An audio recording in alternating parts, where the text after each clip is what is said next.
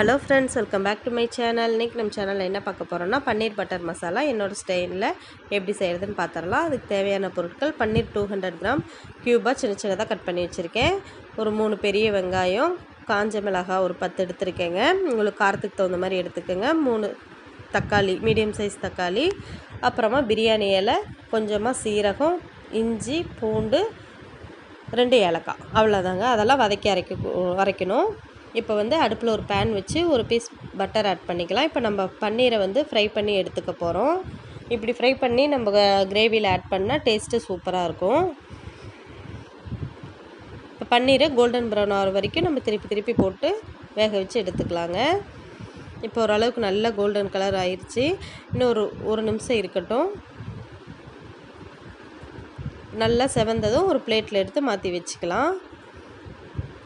இப்போ ரெடி ஆயிடுச்சுங்க. இப்போ ஒரு பிளேட்டில் எடுத்து மாற்றிக்கலாம். இந்த மாதிரி நல்லா கோல்டன் கலரில் ஆகணுங்க. நல்லா ஃப்ரை பண்ணி எடுத்துக்கோங்க. இப்போ அதே பேனில் இன்னும் கொஞ்சம் பட்டர் ஆட் பண்ணி நம்ம வதக்கக்கூடிய பொருட்கள்லாம் சேர்த்துக்கலாம். ஃபஸ்ட்டு காஞ்ச மிளகாய் சேர்த்துக்கலாம். கூடவே கட் பண்ணி வச்சுருக்கிற வெங்காயம், பூண்டு, இஞ்சி, சீரகம், பிரியாணி இலை இதெல்லாம் சேர்த்துக்கலாம். சேர்த்துட்டு நல்லா கொஞ்சம் வதங்குற வரைக்கும் வேக விட்டுக்கலாங்க. வெங்காயம் போட்டு ஒரு 2 நிமிஷம் வதங்கினதும் கட் பண்ணி வச்சுருக்கிற தக்காளியும் சேர்த்துக்கலாம். தக்காளியும் வெங்காயமும் நல்லா வதங்கிறதுக்கு உப்பு கொஞ்சம் போட்டுக்கலாங்க. அப்போ தக்காளி வெங்காயம் கொஞ்சம் சீக்கிரம் வதங்கிடும்.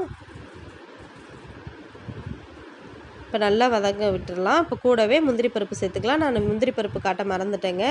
ஒரு 20 முந்திரி பருப்பு சேர்த்துக்கலாம். சேர்த்துட்டு நல்லா மிக்ஸ் பண்ணி விட்டுட்டு நல்லா ஆற வச்சு மிக்ஸி ஜாரில் போட்டு நைஸாக பேஸ்ட் மாதிரி அரைச்சி எடுத்துகிட்டு வந்துடலாம். இப்போ அதே பேனில் இன்னும் கொஞ்சம் பட்டர் சேர்த்துக்கலாம். பட்டர் நல்லா உருகுனதும் நம்ம அரைச்சி வச்ச பேஸ்ட்டை இதோடு சேர்த்துக்கலாம். நல்லா நைஸாக அரைச்சிக்கணுங்க. சேர்த்துட்டு கூடவே மிக்ஸி ஜார் அலசி கொஞ்சமாக தண்ணி சேர்த்துக்கிட்டே, ரொம்பவும் தண்ணி சேர்க்க வேணாம். இப்போ கலருக்காக காஷ்மீரி ரெட் சில்லி பவுடர் சேர்த்துருக்கேன். கூடவே ஒரு 1/2 டீஸ்பூன் மல்லித்தூள் சேர்த்துக்கலாம்.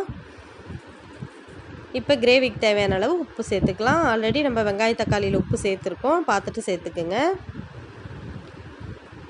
சேர்த்துட்டு நல்லா கலந்து விட்டுட்டு ஒரு 1/4 மணி நேரத்துலேருந்து 20 நிமிஷம் வரைக்கும் மீடியம் ஃப்ளேம்லேயே வச்சு நம்ம நல்லா கொதிக்க விட்டுக்கலாங்க. இப்போ ஒரு 1/4 மணி நேரம் கொதிக்கட்டும். இப்போ 1/4 மணி நேரம் ஆயிடுச்சு. இப்போ நம்ம ஃப்ரை பண்ணி வச்சுருக்கிற பன்னீரை இதோட சேர்த்துக்கலாம்.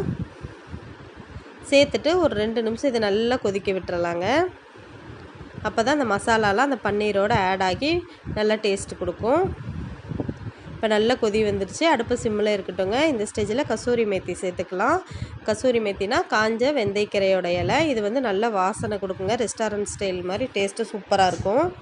அவ்வளோதாங்க, சூப்பரான பன்னீர் பட்டர் மசாலா ரெடி ஆயிடுச்சு. இதே மாதிரி நீங்களும் செஞ்சு பார்த்துட்டு எப்படி இருக்குன்னு கமெண்ட் பாக்ஸில் கமெண்ட் பண்ணுங்கள். இந்த வீடியோ பிடிச்சிருந்தா லைக் பண்ணுங்கள், ஷேர் பண்ணுங்கள், சப்ஸ்கிரைப் பண்ணுங்கள். தேங்க்யூ.